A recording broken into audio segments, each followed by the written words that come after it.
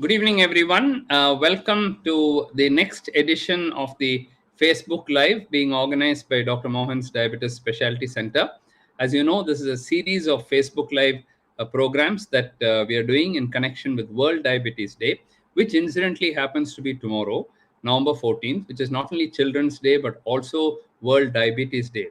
It's kind of a ironical that in India that November 14th, which is Children's Day, was selected as a World Diabetes Day. And of course, no big secret that the World Diabetes Day was selected to commemorate the birthday of the great hero, Dr. Frederick Banting, who discovered insulin in the year 1921. So it's exactly 100 years after Banting, Best, McLeod, and Collip discovered insulin and gave a fresh lease of life to children, particularly with type 1 diabetes. So therefore, in our country, since Children's Day is also, celebrated to celebrate Pandit Jawaharlal Nehru's birthday, so it becomes a double celebration as far as we are concerned, because it's children who normally get type 1 diabetes.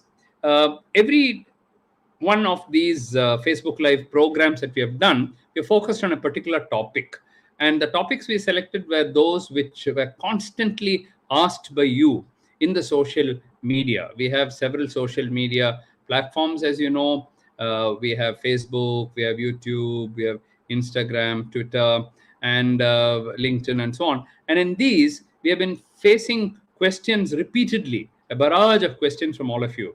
And based on those, we thought we'll have separate topics on those. One of the most heated and most controversial and also most discussed topics in recent times is reversal of diabetes.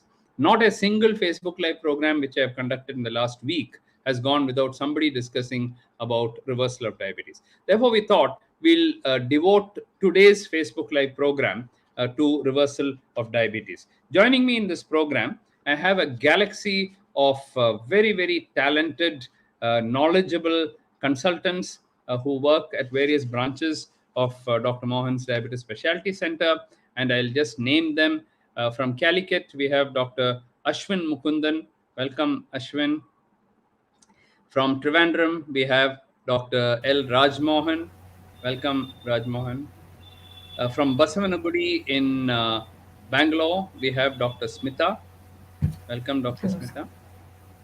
From JP Nagar in Bangalore, we have Dr. Shilpa. Good evening, Dr. Shilpa. From Indira Nagar branch in Bangalore, we have Dr. Vinod Babu. Good evening, Dr. Vinod Babu. Namaste. And from the Whitefield branch, we have Dr. Vijay Lakshmi. Dr. Vijay Lakshmi, welcome. And not to be left behind, from Tamil Nadu, from E Road, we have Dr. Jitendra. Welcome, Dr. Jitendra. Hello, sir. So what we'll do is, while you are all getting ready with the questions to ask, and please feel free to ask any questions, even if they are unrelated to reversal of diabetes, but to any other aspects of diabetes. If that is what is important to you, please go ahead. There's no restriction that you should only ask about reversal of diabetes. But today's topic is reversal, and it's a very important topic to discuss because a lot of myths about this and a lot of facts which also you should know about this. So to set the ball rolling, let me start with Dr. Ashwin from Calicut and ask Dr. Ashwin, what is this reversal of diabetes? Can you talk about that? Thank you, sir. Very good evening to sir and all. It's a wonderful opportunity for us to share screen with our chairman, Dr. V. Mohan, sir. And great question to start with, sir. I'll make it quick and short. To be precise, the definition of reversal is when you can stop all your medications, be it insulin or tablets, and go back to a stage where you don't have like blood sugars detected in your test. So there is a stage of pre-diabetes. There is a normoglycemic stage, there is a pre-diabetic stage and a diabetic stage. And reversal is where, or remission as it rightly called by American Diabetes Association, where you go from a stage of diabetes or pre-diabetes to a stage of normoglycemia, sir. Thank you. Thank you, Ashwin. That was a very short and crisp answer. I'll now move on to Dr. Rajmohan to expand further on this. Rajmohan, can we use the term cure? I know it is used very loosely, and they say you take bitter gourd, you can get cured. If you do yoga, you'll get cured. You do pranayama, you'll get cured. And especially, the practitioners of alternate systems say, in allopathy, what do? You give some glucose tablet and then a anti-diabetic tablet, reduce the glucose. That's it. You're only masking the glucose. You're not curing it. Whereas in Ayurveda, when you give you something, you'll completely cure. You'll be off everything, and you'll complete, like a magic cure it is, and all that. Is this really true? I'm not talking about any system of medicine, but in general about diabetes. Is there a cure? Good evening, sir, and let me welcome all the delegates for this very useful talk on reversal of diabetes. A very important topic, especially on the day we are going to celebrate insulin discovery 100th year, as well as World Diabetes Day is going to be tomorrow. So it's better that we talk about reversal also. Those who have diabetes, if they are able to reverse their diabetes to some extent, it will be a great thing. And thanks for including me, sir, in this very good discussion.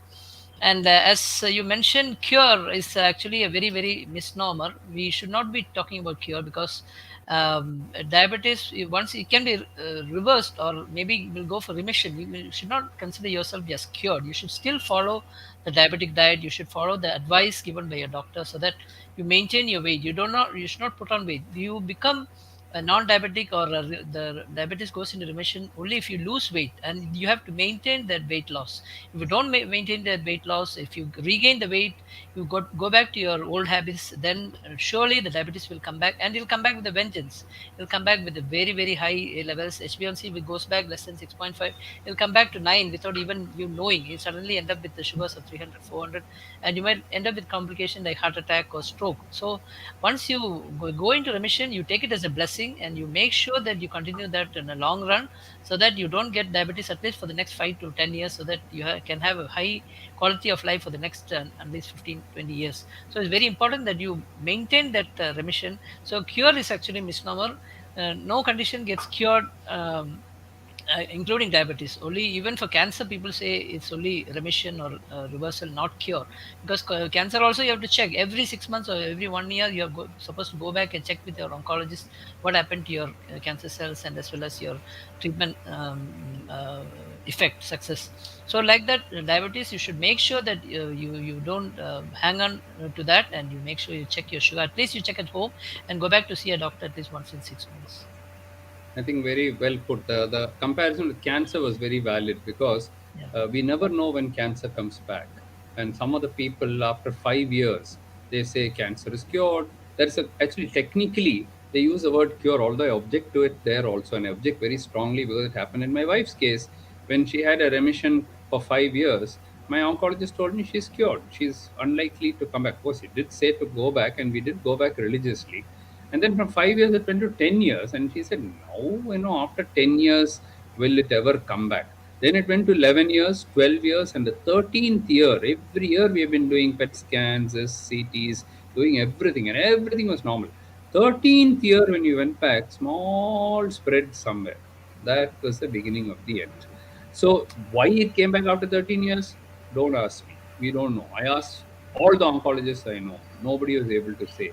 In fact, Dr. Shanta, the late Dr. Shanta, told me when she came for the funeral, she told me after 50 years she's seen cancer come back. 50. I asked her that question only, Madam, after 13 years, why did it come back?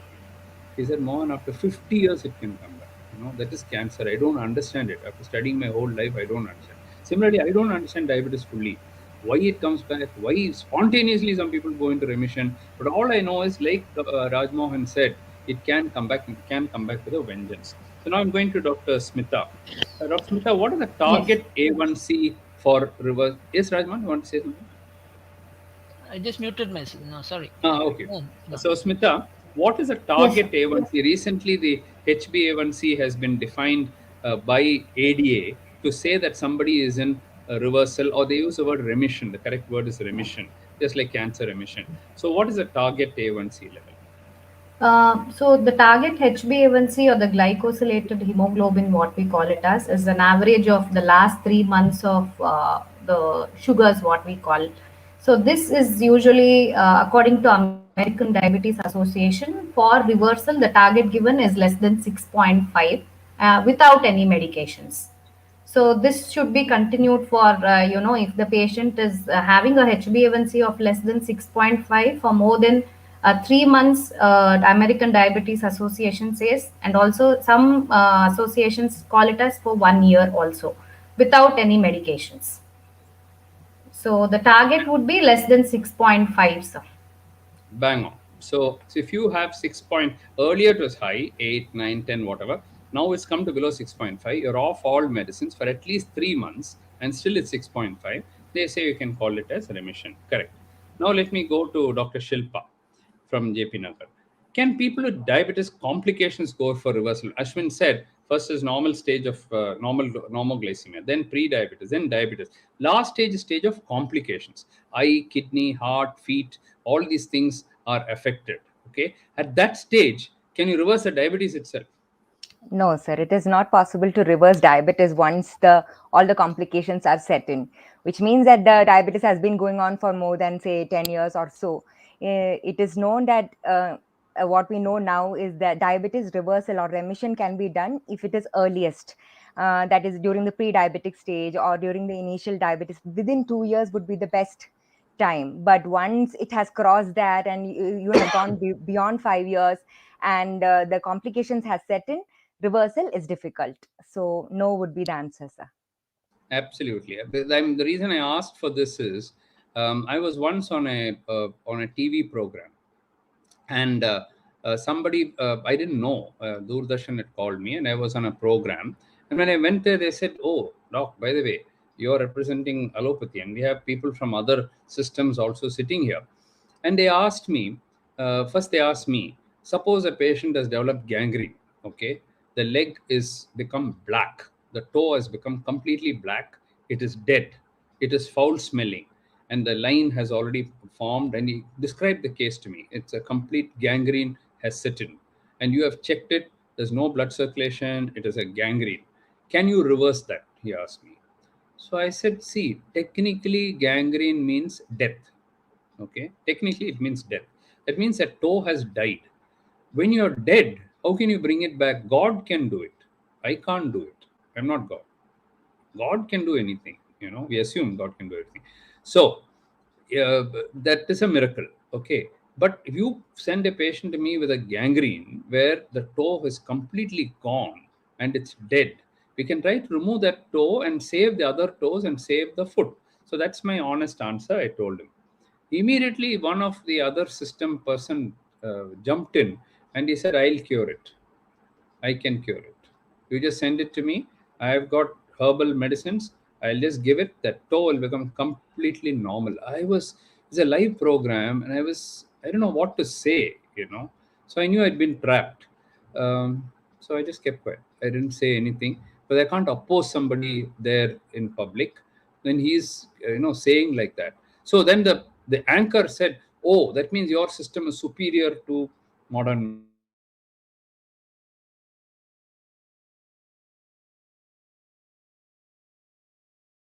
I'm not saying that. I'm saying that I think there are some technical difficulties. I think William sir will join us soon using an alternate internet. Please stay with you. Yeah.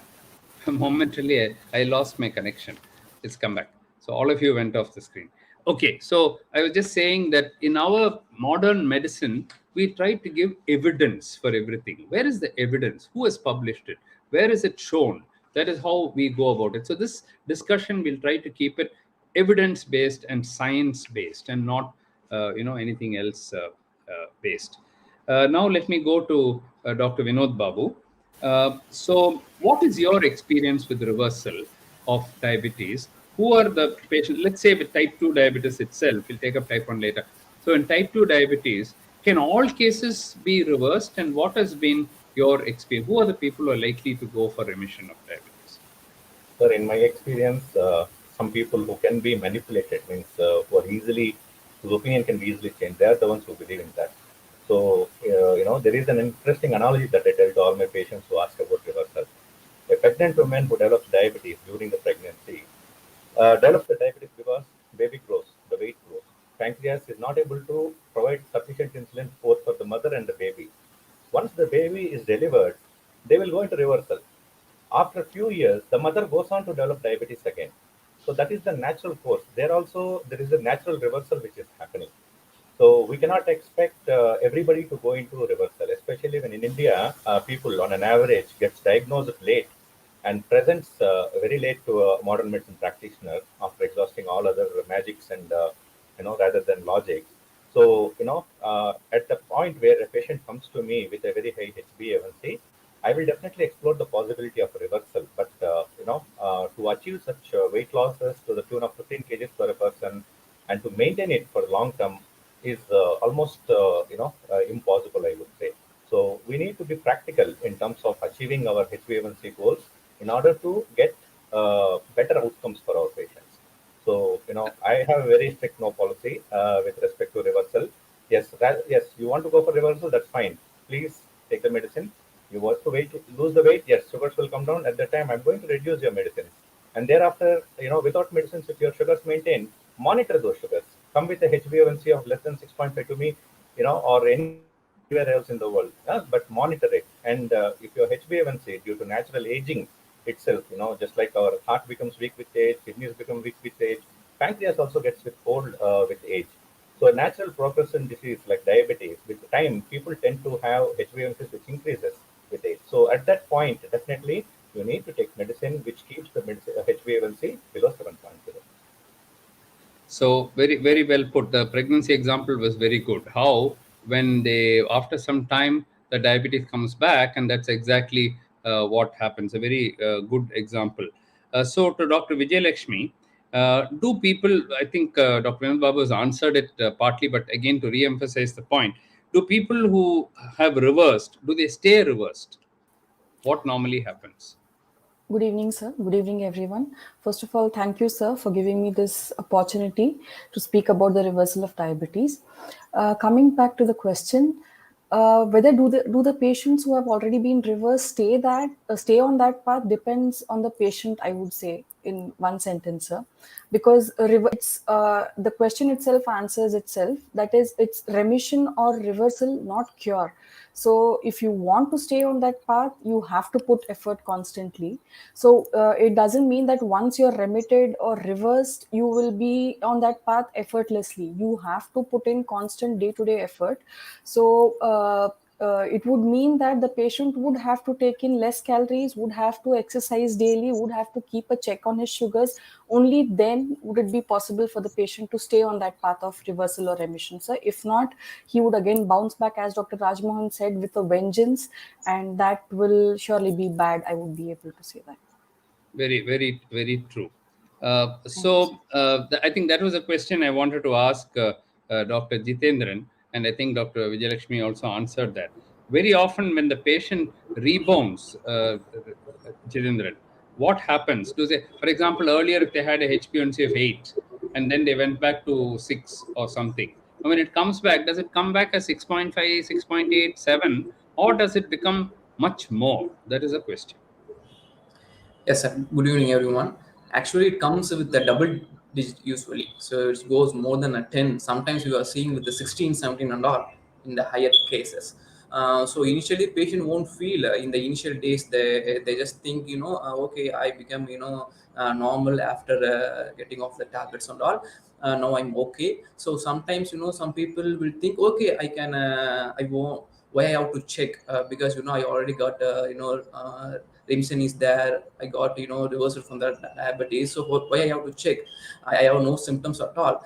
But we have to the awareness about the diabetes. We have to tell that in the initial high sugar levels, patient won't feel symptoms and all. Once it goes around 300 or 250 only, they can. Most of the patients they can have. So at the time, it's just go shooter up like anything. So it will be in double digit figure, the HbA1c. Correct. I think so. I think point which Rajmohan made earlier and Dr. Vijayalakshmi also said comes back with a vengeance. Now, to Dr. Ashwin now,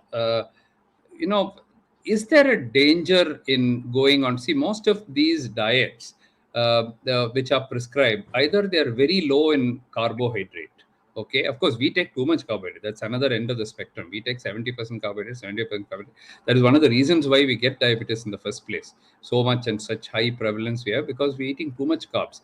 reduction in carbs is obviously needed for anyone, not only for diabetic. Even you and I should be all reducing our carbs and taking more vegetables and more protein. That there is no doubt, especially vegetable protein. But these people who achieve remission, whichever program you take for, there has to be a calorie restriction. Without, you cannot eat all that you want and achieve reversal. What is it, magic wand or what? That doesn't happen. If that is happening, somebody is fooling them. So you need weight loss. For weight loss, it will be a negative calorie balance. That means you have to take less calories. So this less calories is not even like 1200, 1400. To go below 1000, just go to 800, 700, 800 calorie diet. That is very low calorie diet. The other way is low carbohydrate diet. Very low, 10% and all that. They give almost like a keto diet. Are these kind of diets absolutely safe, and are they sustainable? Thank you, sir. Great question. Actually, on point. This need to be discussed in such platforms, because many a times our patients are being fooled by such they give all the evidences, like contrary evidences, saying that this is going to work, that is going to work. Many a times it works, but we don't see the flip side of it. It's a double-edged sword. Because eating an unhealthy diet rich in fat and all those like red meat and all, eventually you may end up in complications such as cardiovascular events. You might get a heart attack, you might get a coronary artery disease. We don't know what not. Like, there are short-term complications, there are long-term complications also. So just like any other path, there is no shortcuts to success. Be it your diabetes remission or reversal, whatever you're trying to do, don't go for a shortcut diet such as diet rich in fats and all. We have better ways to try, and if you want to sustain it for a long time, a long period, get a proper doctor's advice before going to such shortcut diets. That's all, sir, from my side. Yeah. Thank you. So if there are dangers, I think what Ashwin was saying is there have been sudden deaths which have been reported. We don't know what it is due to. It could be some micronutrient deficiency. On the face of it, everything will look well. Your sugar will be down, your weight will be down, everything is down, and you go on social media and boast about it. Or you before after pictures. Have you seen before after pictures? You never see that, no? Before like that, after like this. After another 1 year, you're back there. Does anybody put that picture back? No, actually I failed and now I put on weight. Not even one person will do that. Not even one. Okay. But that's what happens in life. And all of you are listening to this also know this. All of us attempted weight reduction in the past, and we all know what happens to weight reduction. So on that note, I would like to ask Dr. Raj Mohan. People, even here they've asked, I'm going to come to the question. I'm seeing a lot of questions come today, more than usual. So we'll quickly go to them. Thank you for waiting, all of you. I'm going to come back to you after I finish the second round quickly. So somebody's asked here also, Rajman. Once I get into this remission and I'm off all medications and all that, now can I eat all the sweets I want? Can I stop exercising? Can I have my life as I wanted, as like a heavenly life? Now you are in heaven, you can do all you want. That is what they're being told. And that's their expectation. What is the truth? Yeah, I mean, that is a misnomer, so to speak, because you went into remission just because you've lost weight, and also you've gone on a very strict diet and exercise. And it would be foolish to, go back to your usual ways, because you'll put on weight and you will end up with more calories, and insulin resistance will come back. So insulin resistance goes away when you lose weight, and this insulin resistance, when which has gone down, will come back with a very big way, and you will get diabetes in the very very short term itself. So it's very important that, as Dr. Vijayalakshmi said, you have to maintain that, checking sugars, make sure you maintain your calories, exercise properly, and maintain the weight. The weight maintenance is a key to prevent the sugars from coming back.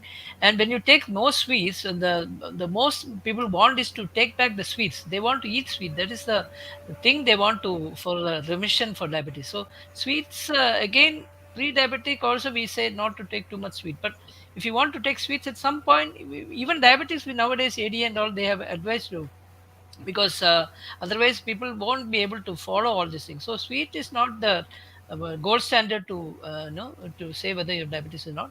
You have to make sure that all the calories, everything is counted, and you have a rounded dietary advice, and you make sure you see a dietitian as well as your doctor regularly. Make sure you check your HbA1c, as somebody said right now. HbA1c should be checked at least 6 months or so that you don't get into, suddenly you get a shock that sugars go back to the very high levels. So these are things which people should be aware of. Excellent. I think I entirely agree with that particular view. So let me ask Dr. Smita, is Yes. diet alone sufficient or is exercise also needed? I'm not just talking about remission, but I'm talking, Okay. of course, for remission, but also for continuation of the remission and also for everyone in general, diabetic, non-diabetic, everyone. Is exercise also equally important?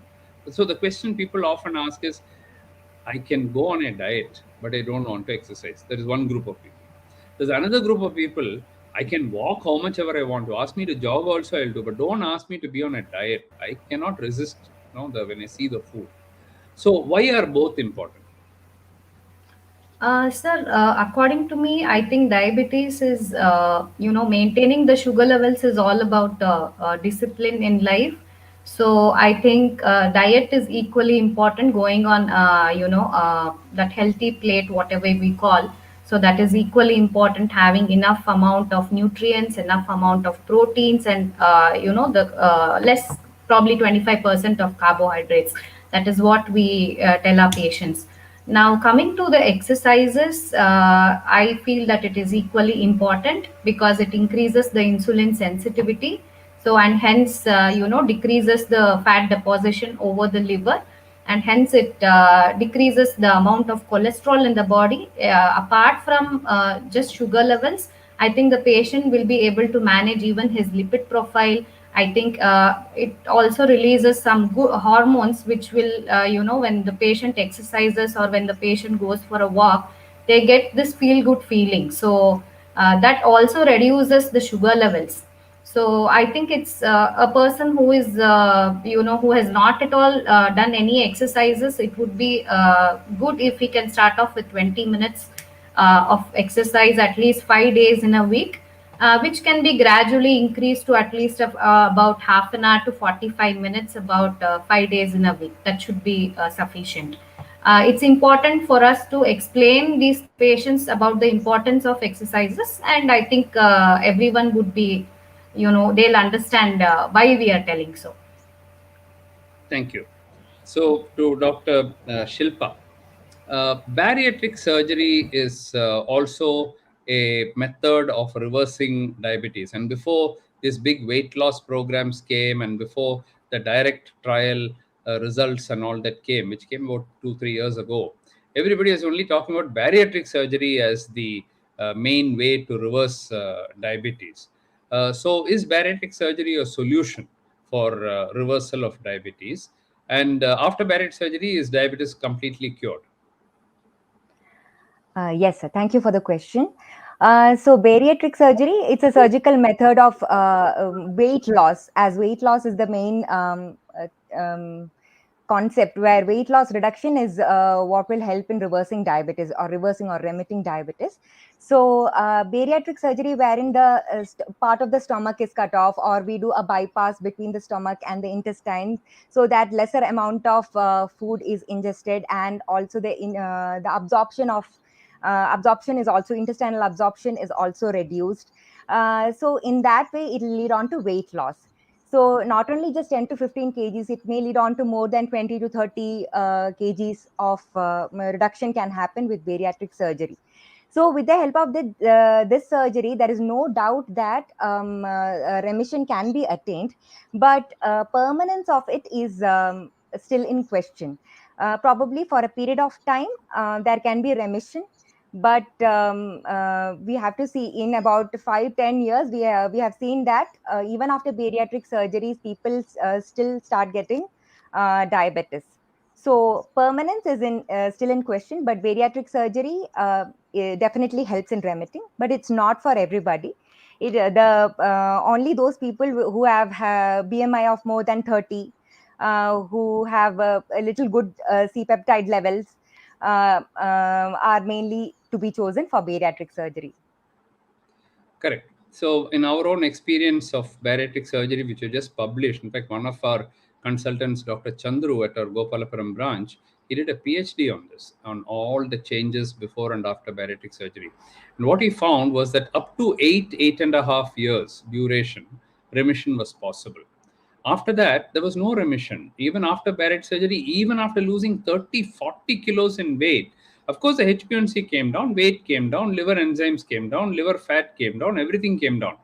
But they could not go off medication. Sometimes they went off insulin. If they're taking 3 tablets, it became 1 tablet. If they were taking 100 units of insulin, it came to 20 units of insulin. So there was improvement. I'm not saying no. But did they go off medicines and could you call it remission? You could not, because they were still on medication. The moment you stop, sugar is going up because it is done in a little late stage. So if you do it early stage, as you said, the A, B, C, D, E mantra for reversal, I would like to say. A is A1C. If the HbA1c is not very high, if instead of being 12, 14, or suppose 7.5, 8, 8.5, or up to 9, probably reversal is possible. B stands for body weight or BMI. If the BMI is very high and the weight is more, only such people can lose weight. One man wrote to me and said, I'm only 55 kilos in weight. How can I achieve remission? I said, it's difficult for you. You cannot lose 10, 15 kilos. When you're 55, you're already underweight. How are you going to achieve? You belong to a type of diabetes, type 2 diabetes called SIDD, or severe insulin deficient variety. Already you're insulin deficient, already you're lean, and so you don't qualify. It's very difficult for you. You maintain your sugar under control. That is better. So B is for body weight or BMI. C is for C-peptide. If C-peptide is good, that is insulin secretion is good, you can reverse. If your C-peptide is all gone, your pancreas is burnt out, where are you going to reverse your diabetes? That is why I asked about the complications after they come, can you reverse? It's very difficult. D stands for duration of diabetes. So I already mentioned less than 6 years in the direct trial to 6 years. As you rightly said, 2-year duration. So 2 to 5, 6 years, probably you can reverse. Beyond that, 8 years was for bariatric surgery. 8 years was not for weight loss. For weight loss, probably it has been even less, 5, because you don't get with weight loss, like with bariatric surgery, 30, 40 kilo weight loss, you don't get in practice. And in the direct trial, when they did not get 15 kg weight loss, there's no remission at all. Even among those who got 15 kg weight loss, at the end of 2 years, 30% had relapsed back and re-reversal of diabetes had occurred. So it is not so easy to do that. And E, of course, stands for enthusiasm. Unless you are motivated and highly enthusiastic, you will not get it. So the mental status of the person is also very important. Now let me go to Vinod. Vinod, see, in the earlier stage, which Ashwin mentioned, the stage of pre-diabetes, okay, there is it possible to reverse diabetes or prevent diabetes? Yes, definitely, sir. Any patient with increased HbA1c, let us say 5.7 is the normal range, 5.8 to 6.4 is the pre-diabetic range. There, if you avoid becoming a diabetic in the next few years by restricting your diet and following the exercise and periodically checking your HbA1c, you are essentially pushing the complications which might occur. So if your sugars, if you are avoiding becoming a diabetic, thereby postponing the complications to the later decades of life. So this is what is important. Everybody needs to realize in India that, we, by virtue of your genetic makeup, as well as our lifestyle, mainly sedentary lifestyle, as well as high carbohydrate intake, are at increased risk of getting diabetes and its complications compared to any other race. And very soon, we are going to overtake China to become the #1 country with the maximum number of diabetics. So we need to get our priorities right as a country. So it is in the interest of my patients as well as countrymen to know this fact that diabetes kills on an average 2,700 people per day in India. So no other pandemic has killed more than that. So it is important to identify this pandemic in the pre-diabetes stage itself and prevent it from converting to diabetes by adopting the right choices. Watch what you are eating and be selective about your food choices and exercise. Whatever, no matter how busy you are, incorporate healthy lifestyle. If you don't have time, take a cycle. That's what I do to my work every day. So take a cycle for the last 1 year instead of wasting time in the commute. That adds to your time as well. So incorporate these changes into your lifestyle. I'm pretty sure majority of us can beat the diabetes in that manner. Thank you very much. Very well put. Now the question to Dr. Vijayalakshmi, can type 1 diabetes be reversed or go into remission? I've seen a lot of people in social media saying these allopathic fellows won't tell you about type 1. They'll tell you it is always insulin. You come to us, we will cure your type 1 diabetes. All children can go off insulin. We will give you the thing and we can reverse your diabetes completely. What allopathy cannot do for children with severe type 1 insulin dependent, zero C-peptide, no insulin secretion at all, we will reverse it and we will make it normal. Is this correct or not? Thank you for the question, sir. First thing, my single word answer to this would be no. There would be no reversal. There's no possibility absolutely for reversal of type 1 diabetes. The reason being, the word reversal or cure or remission itself says that we are attacking the cause behind the disease. So here the cause behind type 1 would be autoantibodies against the patient's own beta cells. So if we want to reverse type 1, that means we should be attacking the autoantibodies behind the beta cells, which as of now, at the present state, I would say no, we don't have any option of attacking the autoantibodies or preventing the autoantibodies occurring in the patient. So I would say reversal or remission or cure for diabetes would aptly be applied only for type 2 and not for type 1. Correct, and that too for certain cases of type 2, and for many others also, fibrocalcific, where the stones inside the pancreas, how are you going to reverse it? And many other types of diabetes also, the pancreas is removed by pancreatectomy, how are you going to reverse it? Or due to some other toxins, your pancreas got destroyed, how are you going to reverse it? There are so many types of, in a genetic diabetes, even in monogenic diabetes, which may be milder, but you can't reverse it. Already the gene is there. We're not doing gene therapy. We can only treat it. So there are many forms of diabetes where it's not reversible. Classically in type 2, because environment plays such a big role and obesity plays such a big role, we have a chance for reversal. Of course, there are other 3-4 other types of reversal. If you have stress-induced diabetes and the stress goes away, mental stress, I think somebody asked about it. I'll come back to that in the questions also. They were. So if the stress goes away, you do pranayama, you do yoga, you completely relax now, the stress is gone, then people go through a divorce and get stressed, and now after 3-4 years that's all settled down, and now they come back. So there are many such examples in life, death of somebody, something like that. Then there is of course bariatric surgery we mentioned. Third is steroid induced or drug induced diabetes. During COVID, we had people who had taken steroids, developed diabetes. Now steroids are stopped, diabetes goes away. Gestational diabetes was already mentioned. They have gestational diabetes, then after 3, 4, 5 years, they don't have diabetes, but it may always come back. Any of these can come back. Again, the steroid is used, it can come back. Or even without steroid, they put on weight, they can again get back. The fact that due to steroid it came, it means the gene is there in your body. It's waiting to come. Tomorrow, some other trigger will come and you may put on weight and you may get diabetes. So any of these reversals, including bariatric surgery, it can all come back. So there are many examples of reversal of diabetes, but only in those specific conditions we can talk about it. So I want to ask Jitendran one general question before I take up the questions from the floor. Let us say, Jitendran, we are not able to reverse. Okay, we tried for somebody. I told you, a person has come 50 kilos, he is not able to reverse. He's already got little longer duration of diabetes and so on. Should that man be depressed, saying, "Oh, I can't get reversal. All others, look at that fat person. He can get reversal. Look at me, I'm thin. I can't get reversal," and so on. Should he worry about it? What is the good news for him? That he can have a long and healthy life. That's what I want to hear. Yes, sir, sure. You should not be worried because it can be controlled. Yeah, he can live a healthy, happy life. From our center, we can even publish up to 90 years or even 100 years. With type 2 diabetes, the other type of diabetes, patient live healthy life where the duration of diabetes crosses more than 40 years. It's absolutely pure healthy of living, which can help him to live a complications-free life or controlled diabetes life. So you should not be worried. First of all, you should be, take advantages of how the, a person can control diabetes, and how he can live a life without a complications. Because in our center we have more publications where we are explaining in every CMEs, that we are showing that if you have a good control with the diet, with the physical activity, and the medications given by the proper doctors, yeah, you can live up to 90 or 100. Correct. Beautiful. So we had more than 400 patients that finished 90 years, and 4, I think, who finished 100 years now. These are all unheard of. In my father's time, I think living to 100 without diabetes and all, you would not even have imagined.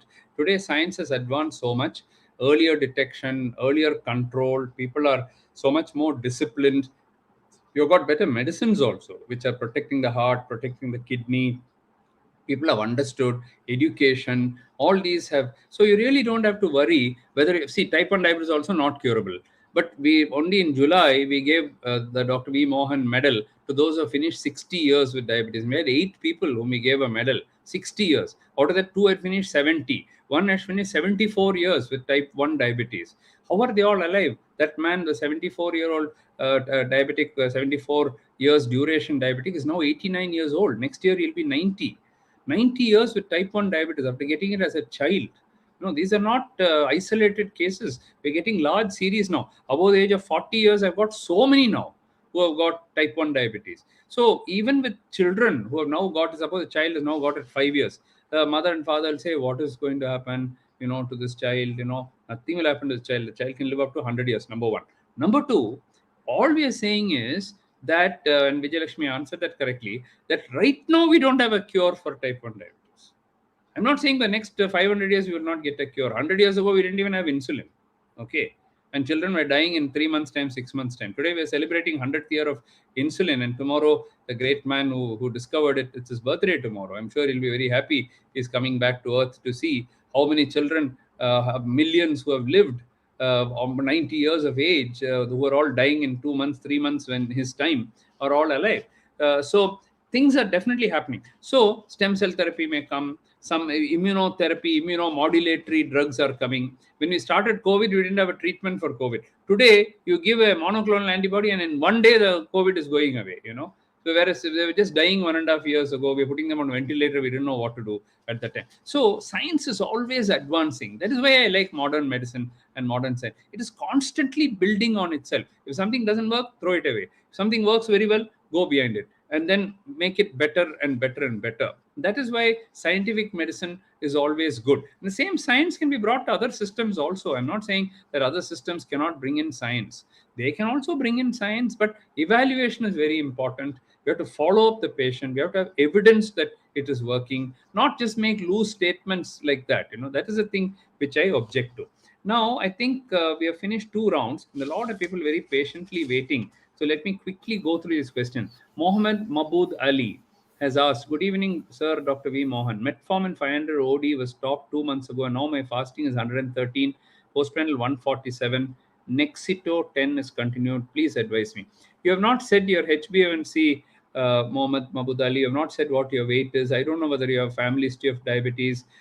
So I don't treat in a Facebook Live. I can only give opinions on a Facebook Live because I don't know your condition. It's not ethical to tell you now you make your metformin, take one more tablet and all that. I can't do. But the medicine is stopped.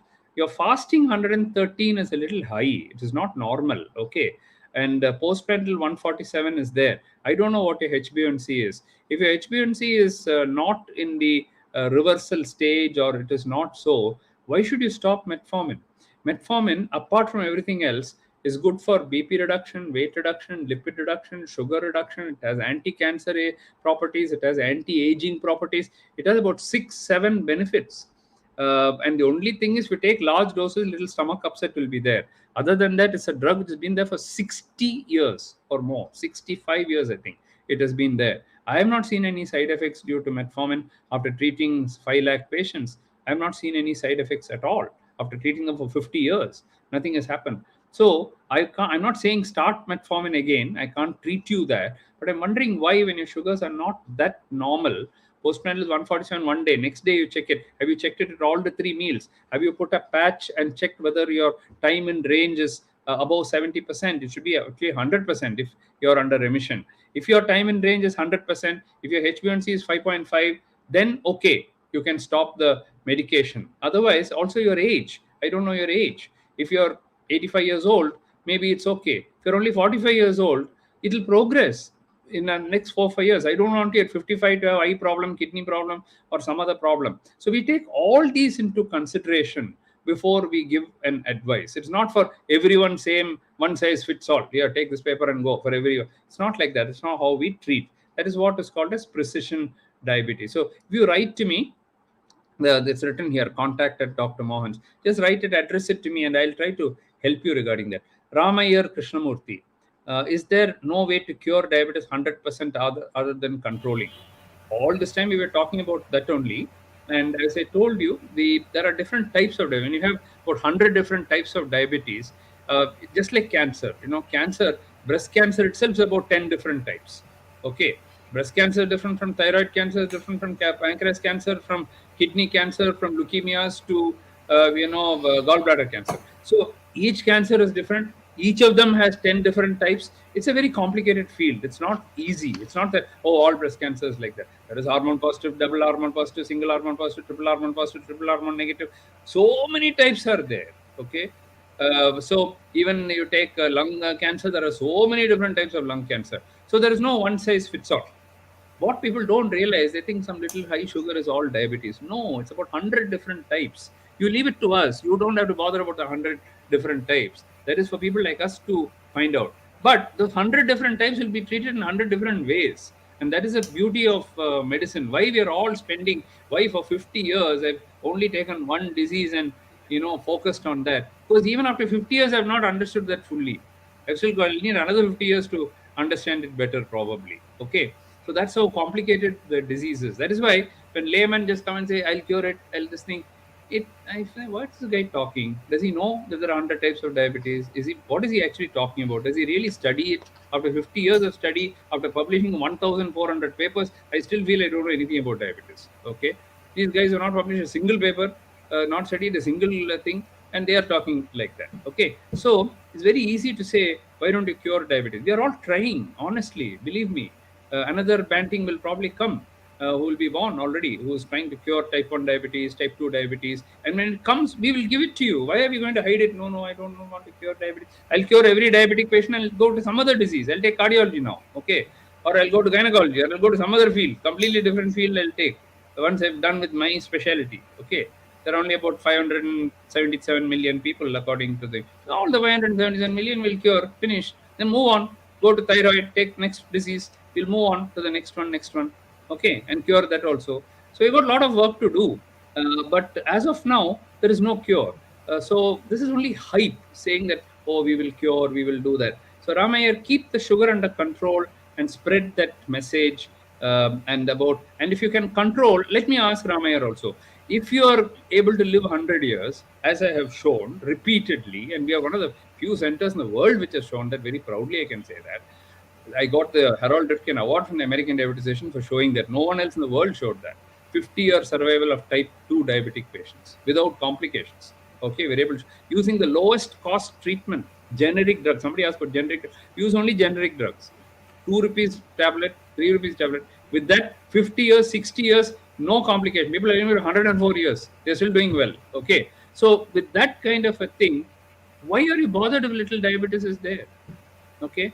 It's like saying, can I live up to 110, but I should not have one single gray hair, I should not have a single wrinkle in my eye. I should not wear glasses.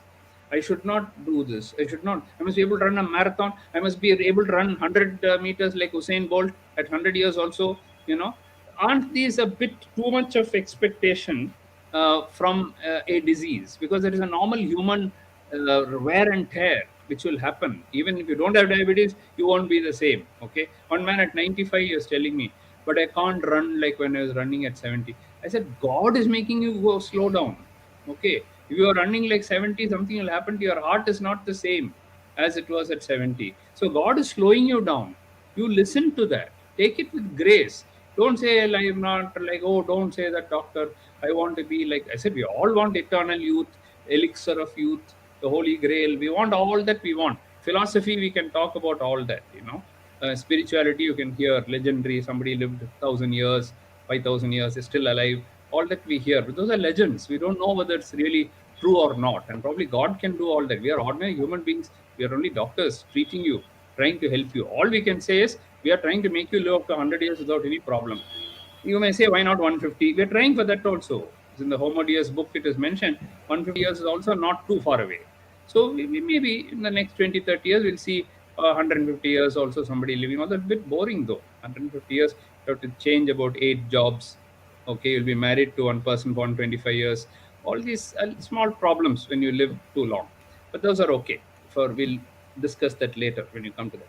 So I follow advice of your clinic doctors at Bangalore. Or Selvaraj, P. Selvaraj, maybe it's one of your patients. Yeah, my patient. I follow, your patient, Vinod.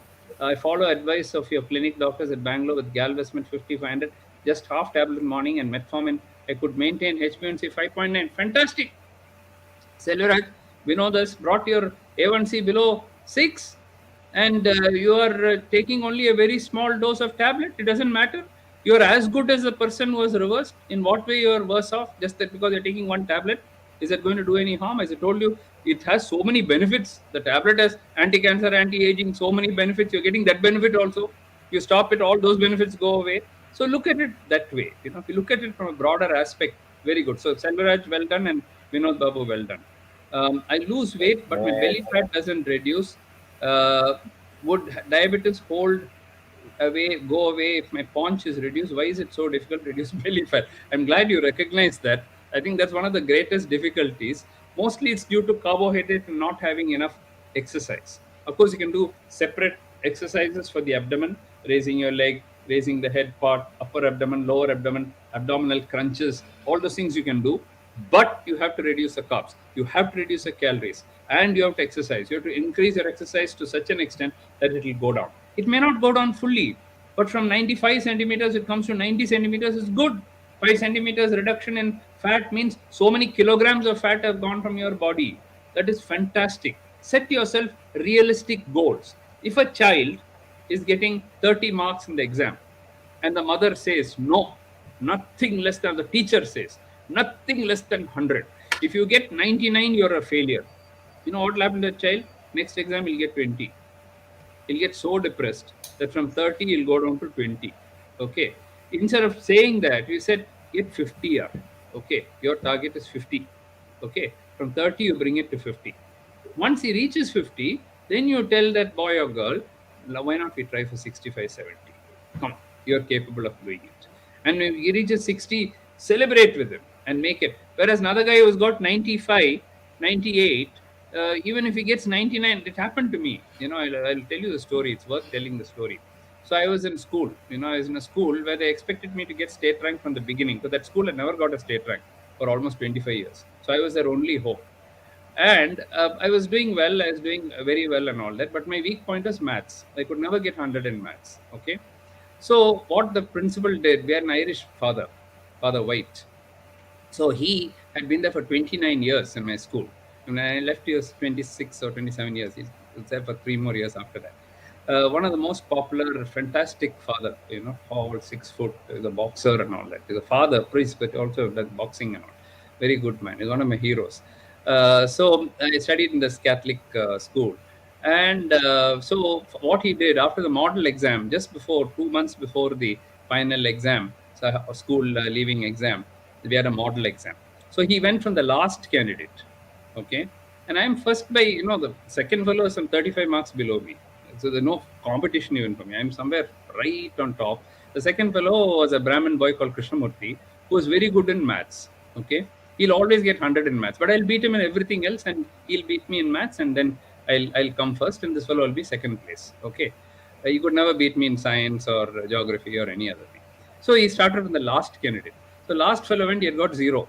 Okay, he had got 0 in most of his subjects. Then he went, we thought he's going to come crying after he came. He came out beaming. What did father say? No, he said, I'll pass. He told me you'll definitely get 35, and 35 is pass mark. So he told him, you are definitely getting 35 in the thing. I'm very confident. You do this, you're going to get 35, you're going to pass. Okay, so it went like that, from the last to the next, to the next, to the next, to the next. Finally, Krishnamurti went in. Krishnamurti came out beaming, father said, I'm very good, very thing. So by the time I put up my thing, Krishnamurti has done all this. So now I'm going to go. The hero is going to go in. I went there. He's sitting like this. Father is sitting like this. Useless fellow. Useless fellow. So I said, what, father? I've come first. What's the point? You're a useless fellow.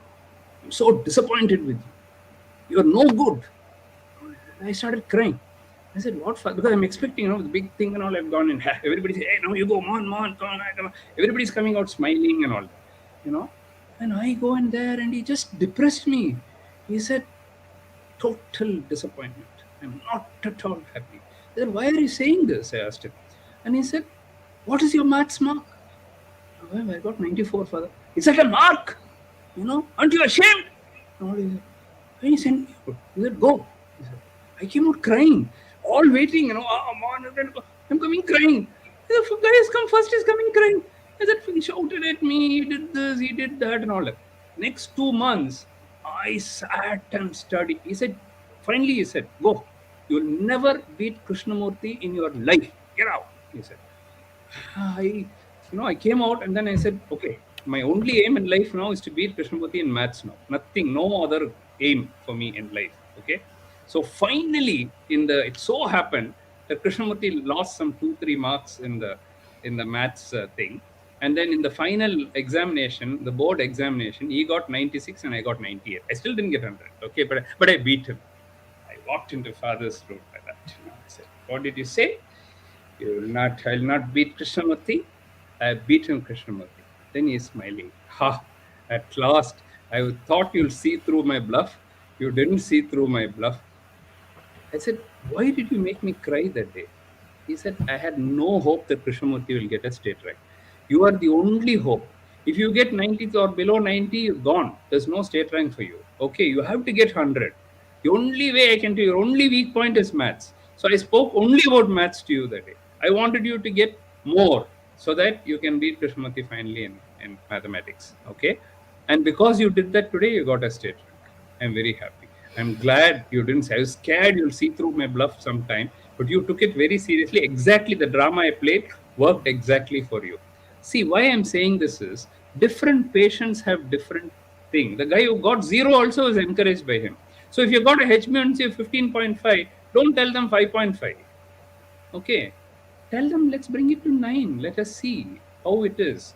Then once they reach there, try for 8. Then try for 7. Okay. And don't try for remission for everyone. One size doesn't fit all. That is what I'm telling all of you all who are listening to this and asking questions. Each one of you is different. So don't compare with your neighbor who had remission. His diabetes may be completely different from yours. Okay. So that's, I want to tell you the story because it's a true story which happened in my life. So that's good. I lose weight, so belly fat. So work on it and you can definitely get there. Can I revert to no tablet condition? We discussed that, Selvraj. If you lose 10, 15 kilos, yes, you can. Okay. And don't worry if you can't. So Prabhakar Rao, you're there. Any measures of reducing cost of medicine consultation diagnosis tests for senior citizen? Well, Prabhakar Rao, we're already giving a senior citizen discount, whether you ask for it or not. We just see the age and the computer automatically gives you a discount. Above that, if those who want it, we will try to help you. And Prabhakar Rao, if you don't give, for who will give? So we'll definitely do that. You don't have to even ask. But there are also millionaires who are, senior citizens coming. They also get the discount because automatically computer will give the discount. Okay, they should be giving some donation to treat the poorer patient, but they don't do that.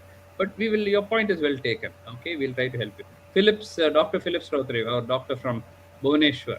Good evening, Respect Mohan sir. Everyone is talking about reversal, but what about re-reversal, your opinion?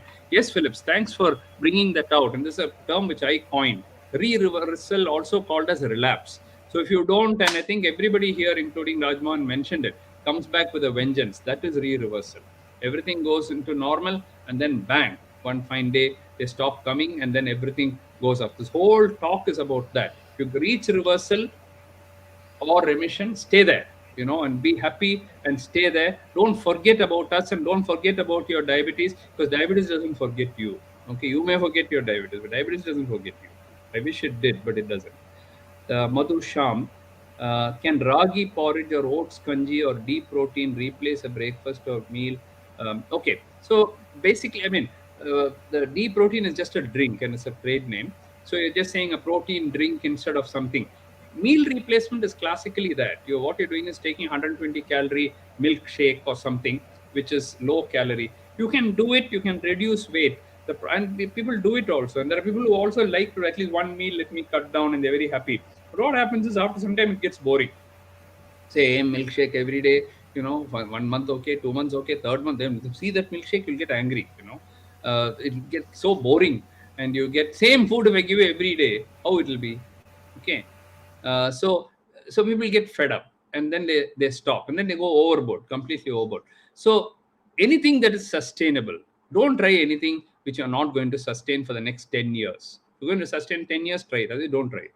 So ragi porridge, oats kanji. The problem is ragi also has high glycemic index. Of course, it's a good thing, cereal. I'm not saying no. Oats is also good. There are oats with very high fiber. There is also oats with low fiber, low fiber also. And low glycemic index oats is there, high glycemic index oats is there. You have to select everything. It all depends on the quantity. Ultimately, it comes down to the amount that you take. Vimala Subramaniam, can we take generic medicines for diabetes? You can, Vimala, there's nothing wrong. In fact, most of Indian medicines are generic medicines only, produced by branded. Generic is generally better. Of course, our Prime Minister has introduced Jan Aushadhi scheme, and under that, very, very low cost medicines are there. If you're happy with that, you try it and see. Not all the generics are of the same quality, and I'll stop with that. I won't do that.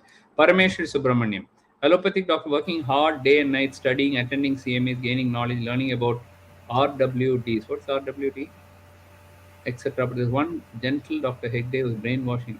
Let me not talk about that. I'll scout for that question. It's not worth discussing. Some people. So Sarika, this is specific to Dr. Smita. Can you throw some light, Smita? It's for you. Can you Yes, throw sir. some light on the Kampagoda case where sugars reach high and was rushed to you? What does one individual do who are not aware of this and gets shocked? What is that, Smita? Do you want to Sir, talk about it? actually, this is one of my patients, Mr. Kempe Gowda, who is about 70 years old. He came to my clinic with a HbA1c of 14 plus, and his RBS was 700. So actually, so his ketones was positive when we checked in the clinic. So I referred him to one of the hospitals where he was given insulin in the form of drips, and he came back to me, and I put him on a basal bolus regimen, and just yesterday he came to me and his HbA1c has come down to 8.2. So Very good. patient is also very happy. The thing is, I think here I would like to stress upon the importance of frequent follow-ups for these patients with higher HbA1c. So that is what I think ma'am wants us to tell. So it's quite important to check your sugars more frequently, and your HbA1c at least once in 3 months, to see where they are actually, and whether the titration of insulin or titration of medicines is required or not. And also it's important that they follow the diet and exercises what we are telling them. Mr. Kempegoda also had a chronic urinary tract infection and a prostatomegaly for which he was operated. So I think he is happy with that too. The urine infection is completely gone, and the sugars are okay now, sir. It's 8.2.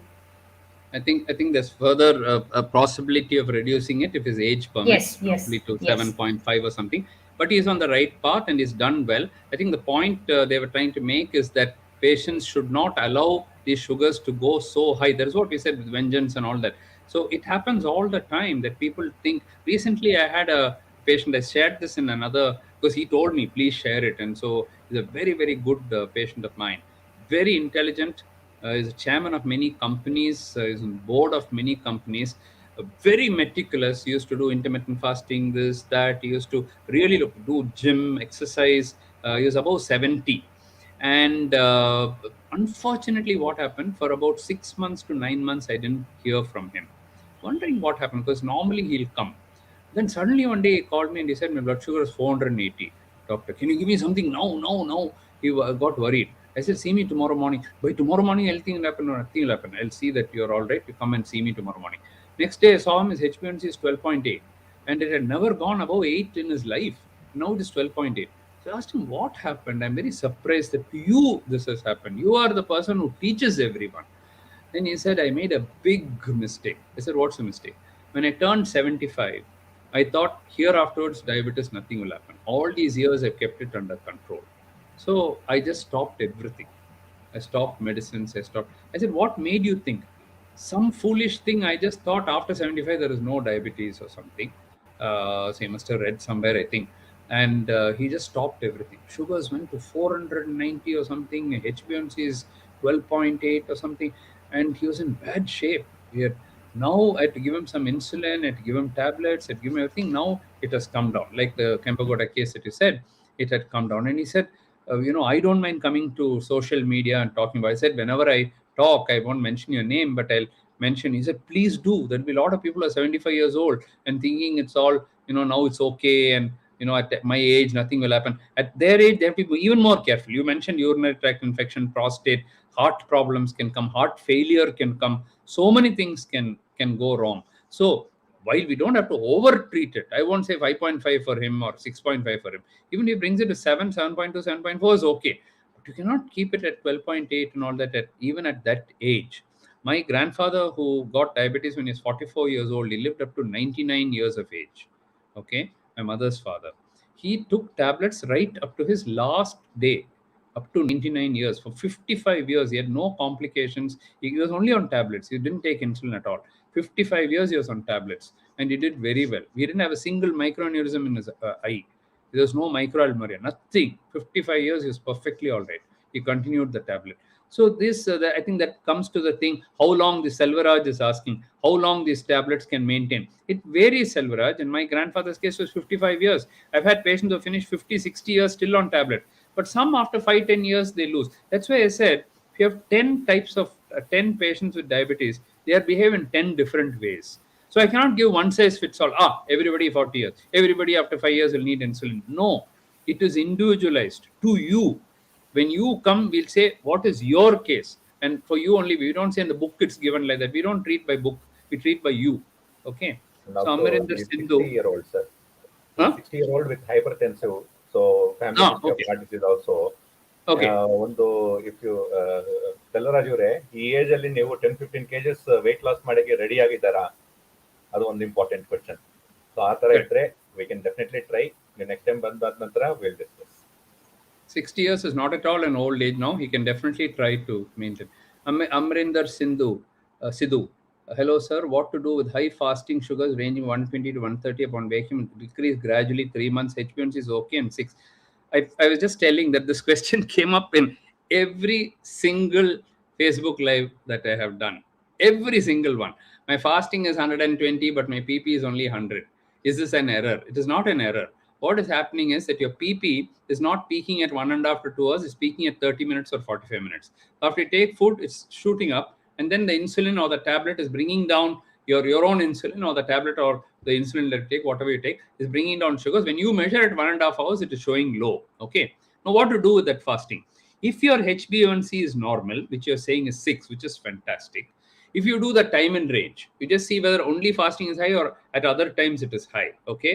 If you put the AGP patch and you find throughout the day your sugars are okay, ignore that fasting. Okay. But suppose you find here it is high, there it is high, maybe some juggling of the tablet may be needed. But the fact that HbA1c is okay, and the fact that you're saying afterwards postprandial is coming down, generally means it is okay. I have seen the set of cases. The fact that every Facebook live I've had somebody asking, it's pretty common. I don't have the data on this, but I think some people just have a little extra glucose production from the liver, hepatic glucose production, which is leading to a higher fasting. That maybe they're normal. Okay. So you don't have to worry about it, but I would suggest you put a patch. If that shows everything is normal, then we can forget about it. With remission and HbA1c, can we go for normal diet, including sweet? Jagdishan. I think we have already answered that. So as Dr. Rajmohan and others also said, it's not that for a diabetic, who are we to sit? We are not, some kind of Dracula sitting here and telling you, don't eat sweet, don't do this, don't do that. We are not people like that. Even you tell them not to eat, they're going to eat anyway. And there are, as Rajmohan said, there are many associations saying, let them have if the sugars are under control. That's number one. Number two is, it's all the amount. What is the glycemic load? Okay, not the glycemic index of one gulab jamun that you're taking, but how many gulab jamun you took and how many in a week you took. That makes more of a difference to your sugar. So if you're taking, let's say you call Sunday as a cheat day, okay, seventh day of the week, the Lord said that everyone shall rest, he said in the Bible. Okay. So you shall rest also, and you shall eat one ice cream or something if you want. Okay. That will make you feel better for the rest of the week. You've earned it, but earn it the other 6 days. Walk every day, follow a strict diet, cut down the carbs the rest of the week, take more vegetables, do everything, tick all the boxes and say, now I've earned it. I'm going to have my ice cream on this Sunday, or I'm going to have my favorite sweet. Okay. I also have some favorite sweets, by the way. So that kind of a thing if you do. But suppose you take it every day and so on, naturally at some point your calorie will go up, your ghee consumption will go up, your fat will go up, weight will go up, everything will go up. Okay. Swaminathan Ramesh Shashi. When the rest of the world has moved on to Dexcom G7 or Freestyle Libre 3, why are Indians being sold the Libre version from 2014? Why diabetes care is lagging in the first world? Well, I'm not a company person and I don't wish to talk about brands. All I can say is that the Indian pharma in general is, if anything, ahead of the rest of the world. As far as technology comes, each technology comes with a cost. So if you take the latest pump, it will be several lakhs of rupees. So how many Indians can afford it? That may be the Dexcom, by the way, was in India. They left. They didn't have a market at all. Nobody was buying it. It was too costly. They were not able to sell it. They were not able to reduce the price. Okay, I keep telling these guys, reduce the price, reduce the price, reduce. That's my constant mantra that whenever I talk to any industry, I keep telling them, reduce it, reduce it, reduce it. They say in India, it's already the lowest. And if you reduce it anymore, they'll, smuggle it to other countries and so on. So they have some problem. I'm not going to those kind of things. But Dexcom was there. So it's not that we're given inferior things. And by the way, Freestyle Libre 3 only came just now.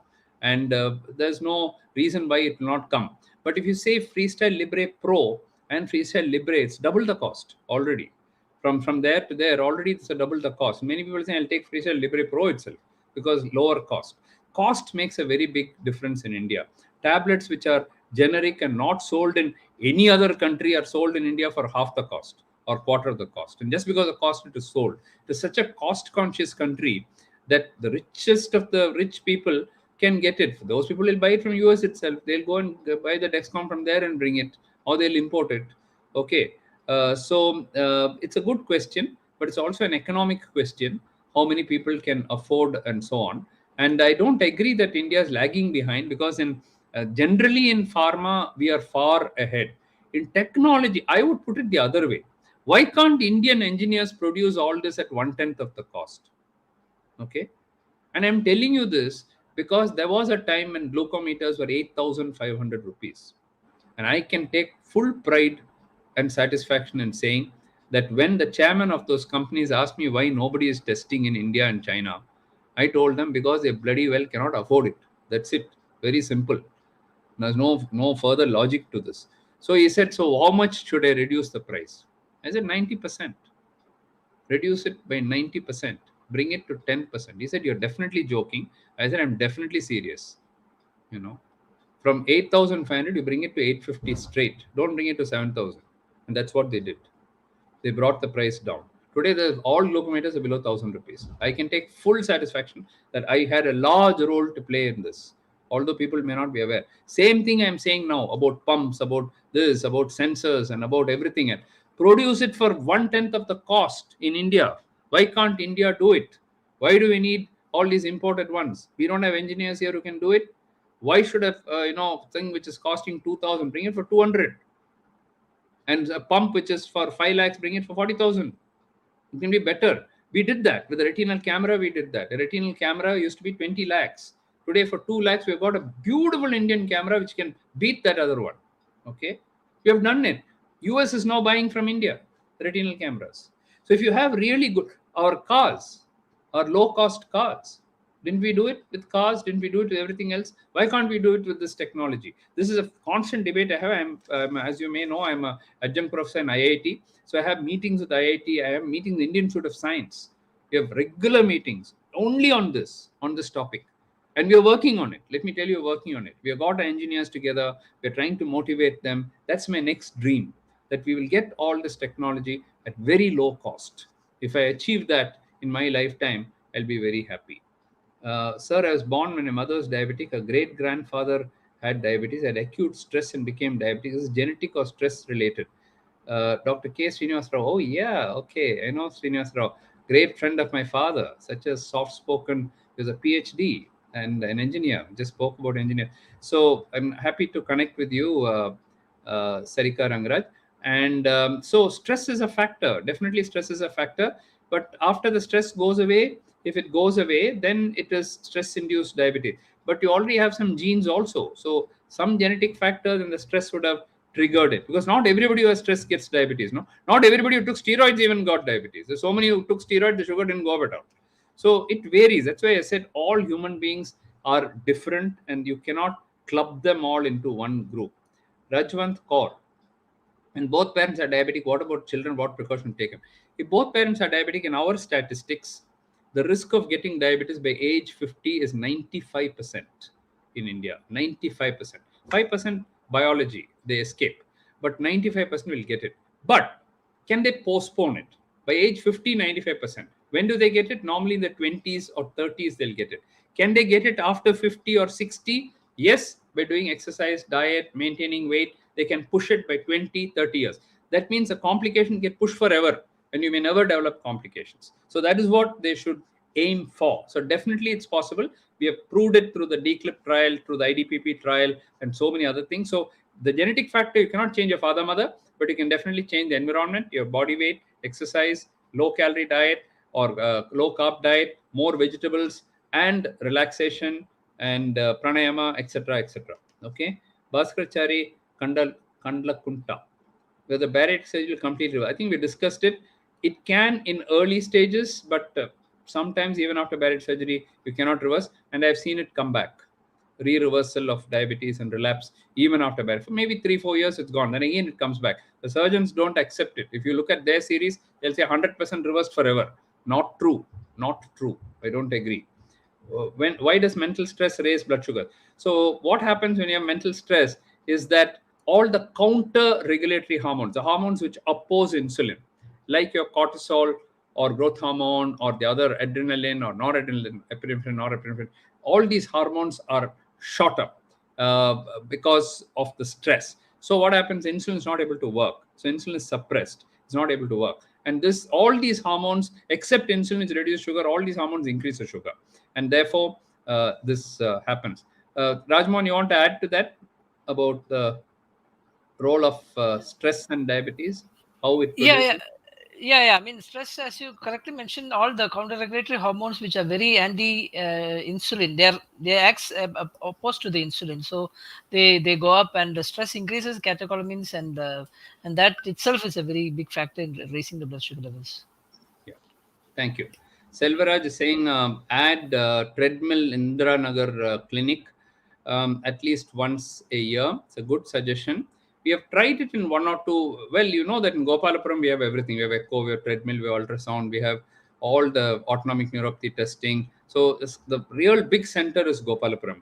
When we tried to do it, for example, in Hyderabad, we tried, we had treadmill, we had this, we had ultrasound, the uptake was not good.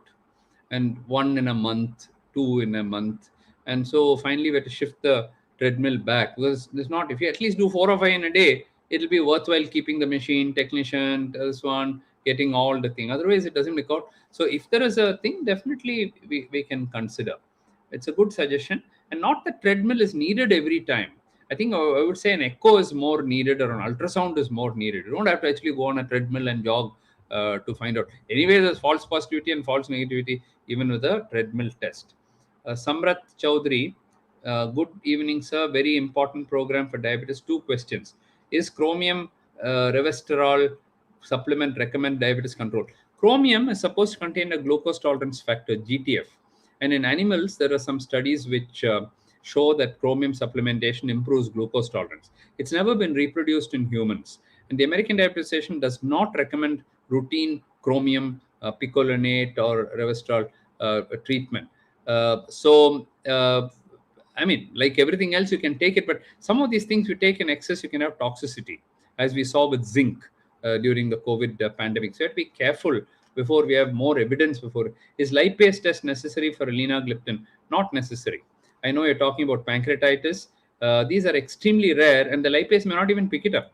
So if you have known pancreatitis, you should avoid the gliptin group of drugs. Otherwise, for everyone to do a lipase test because you're on linagliptin, it's not that common. In India, only about 4 or 5 cases out of the millions who have been taken have been reported either after sitagliptin or linagliptin.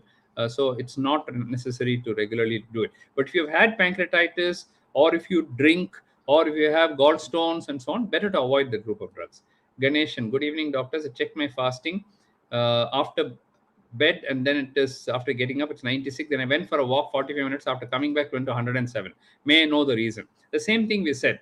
When you walk, your counter regulatory hormones, you're pumping your heart, all your hormones are increasing, your cortisol is increasing, because it's a a fight for your life kind of a thing. No, it's a minor form of that is when you do exercise. So when you do that, all these hormones go up. So there's a temporary increase in the sugar. It's a natural, your pulse will go up, BP will go up, sugar will go up, everything will go up. It's natural physiology.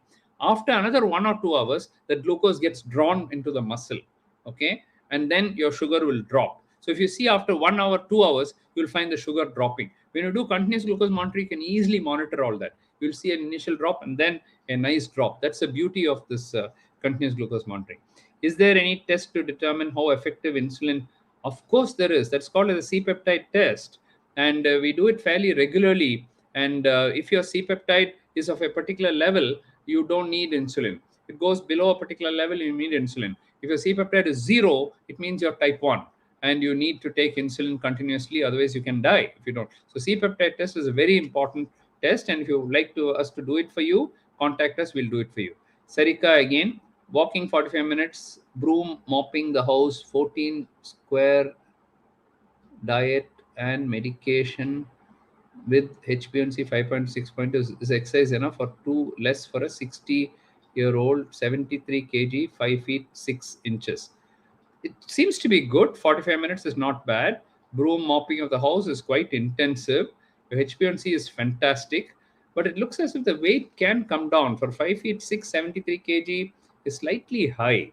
So if you can bring it down to by another 2-3 kilos below 70, it will be good. Maybe a little bit more calorie restriction. Maybe that walking can go up to 1 hour if you want to reduce your weight. Swaminathan Ramesh Shashi. If you have to take medication, can we just use a weekly medication like Ozempic instead of multiple daily medication like sulfonylurea? Well, it has to be individualized. There is no weekly tablets as of now. Weekly GLP-1 receptor analogs are there. Weekly ones, insulin will be coming by next year or so, Icodec. Weekly tablet just to take for a whole week is being developed. It has not yet come. We'll try to help you in whatever way reduction of the medicine is possible. Is there any nexus between fatty liver and diabetes? A lot of nexus. In fact, fatty liver produces diabetes, diabetes produces fatty liver. And when you lose weight, that's one of the things I've seen, these reversal programs, and people lose 10, 15 kilos in weight, fatty liver goes away completely. The LFT becomes normal. Everything becomes normal. BP drops, weight drops, sugar drops, fatty liver goes away. Everything goes. Your insulin secretion improves, insulin sensitivity improves. By weight loss, so many things you can achieve, and definitely fatty liver can go away. Linkage. Hi, Mohan doctor. Is there any support group for patients managing CKD and retinopathy treatment out of diabetes? For retinopathy, we do have treatment. In fact, in all branches, we have screening for diabetic retinopathy. In many of our Chennai branches and in Hyderabad, we have laser treatment and we have retinopathy. We don't have a support group as such. We have support groups for diabetes we have, especially in Chennai. But there are a lot of support groups for CKD. You're talking about those under dialysis and so on. It's not our field because we are not doing dialysis at our center. But I'm sure there are. And Dr. Georgie Abraham, who runs a Tanker Foundation in Chennai, does a lot of such activities. And there are such support groups. And I know that Shankar Netralaya has some support groups for people who are visually impaired and so on. Arun Prasad. Hi, sir. Is that that's your picture. Yeah. You take that. Linkage. That one. Yeah. Linkesh Okay. is a very Yeah, inspirational okay. story, sir. There, go ahead. Yeah. Yeah, he is a type 1 diabetic, young patient, lost to follow up for the last 2 years. Came Yeah. into HbA1c last month at 12.7. Retinopathy showed central retinal vein occlusion with proliferative diabetic retinopathy, CKD also. So he was unfortunate. He had insulin What was pump as well. duration? How many years? Duration 14 years, I think, sir. So type 1 diabetic. He was not, controlling the food as well. In fear of having hypoglycemia, he was not giving the boluses as well. Even though he had the insulin pump with him. So it took a time, and he got introduced to technology, Libre, which changed his life. Within 2 weeks, his HbA1c was down to less than 8. Excellent. So in that way, I would like to impress upon the fact that how technology can bring changes to all types of diabetes. So even Especially though he had continuous insulin glucose pump, monitoring. he was not Especially if able he's to. afraid of hypos, the continuous glucose monitoring, if he has a Libre, he will be able to check his sugars and avoid hypos, and it will change his life completely. Yeah. Arun Prasad, I was diagnosed with type 1 diabetes 7 months ago. C-peptide is 0.5, but my 0.45, but my GAD was highly positive, 150. Zinc transporter is negative. Does this mean anything? I need insulin lifelong. Unfortunately, Arun Prasad, it looks like that. The C-peptide is low and short duration. GAD antibody is strongly positive. It usually means that you need insulin lifelong. Let's follow it up and see whether your C-peptide improves or what happens to it, family history. If you have, since GAD antibody and zinc transfer been done, probably you're treated in Chennai, I feel. Reach out to us. I can have a look at your case sheet again, and I can tell you what we can do.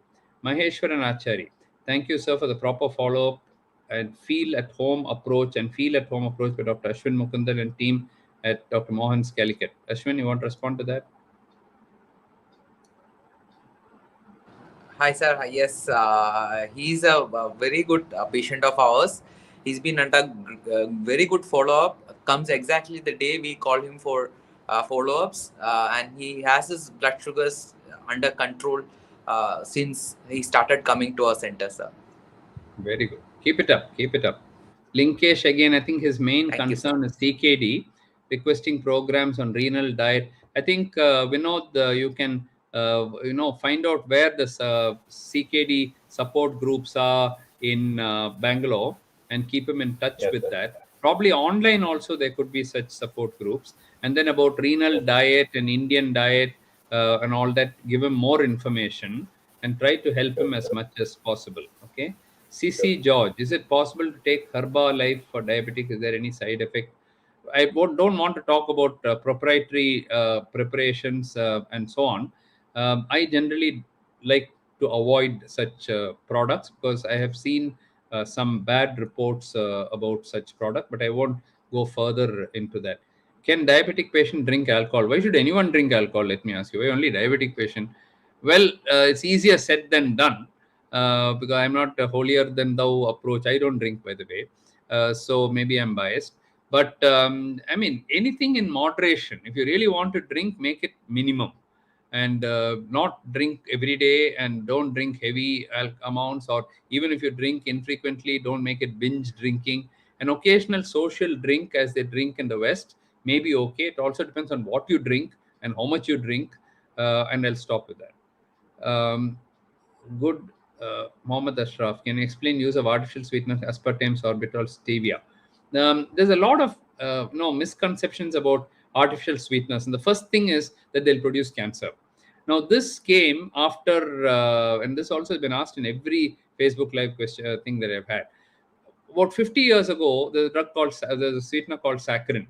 That in experimental studies, they used some 2,000 times a human dose into small mice. The mice are so small, and the mice bladder is extremely sensitive. You put too much of anything into it, even curry powder, you put anything, you'll develop cancer because it's very thin. The bladder is extremely small in these mice. So, when 2,000 times the human dose was injected into this poor mice, some of them developed bladder cancer.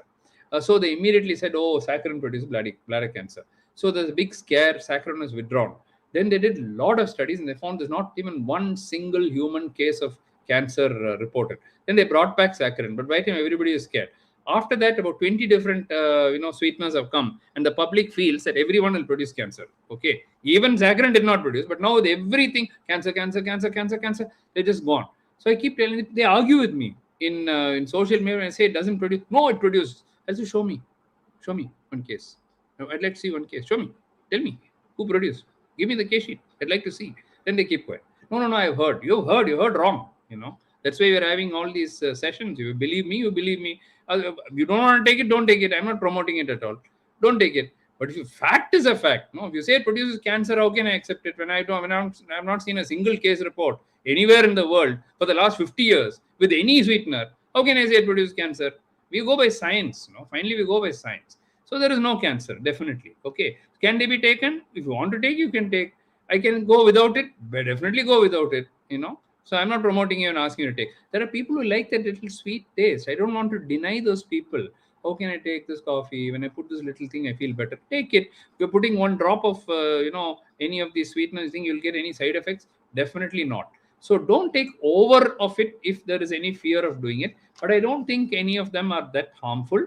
And, sorbitol I would not take. Some of them are calorie-based sweeteners. And definitely not fructose and all that. Okay, stevia is a plant-based thing, so you can take that.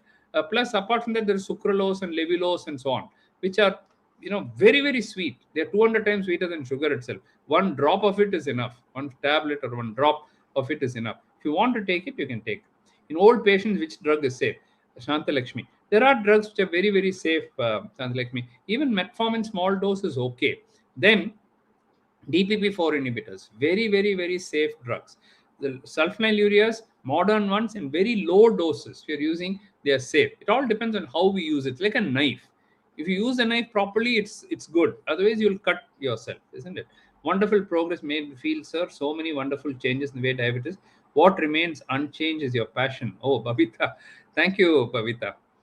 My life is only for this, Babita. And that's why, I love to do this, because myths, what drives me is the amount of nonsense which people take this leaf and you'll be cured, take this one and you'll be cured, this one and you'll be cured, you stand upside down and you'll be cured, you hold your hand like this, you'll be cured, hold your head like this, you'll be cured. This is what people are saying. You take this leaf, you will get this, you will get. I said, which leaf? Where? Show me the evidence. I am asking for evidence. You show me, I'll accept it. People ask me, is fenugreek good? Yes, it's good, because there are a lot of studies done by National Institute of Nutrition which shows the sugars are going lower, insulin level is spared, postprandial sugar comes down, it's a good fiber intake. They worked out the mechanism of action. So I can tell you that fenugreek is good because National Institute of Nutrition has done so many studies on it. Is bitter gourd good? Yes, there are some studies. Bitter gourd has some minor blood glucose lowering property. But you listen to the bitter gourd guys, they'll tell you diabetes will be reversed, diabetes will be cured, that will be done, this will be done, all can. The hype around it is what I'm trying to cut. I'm trying to cut the flab and say, this is the facts, around it. But you ask me, is bitter gourd good? Can I take it? Take it. It's a vegetable. It's definitely good. Why not you take it if you like it? So that way. Thank you, Babita, for that comment. NIRM purchase. Hello, doctor and regular patient at Dr. Mohan's diabetes Gopalpur. HbA1c was 6.6.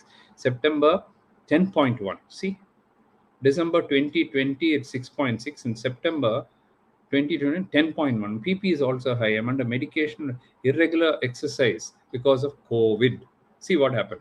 Somebody who's got 6.6. He himself is saying now it's gone to 10.1. As somebody said, it doesn't go from 6 to 7.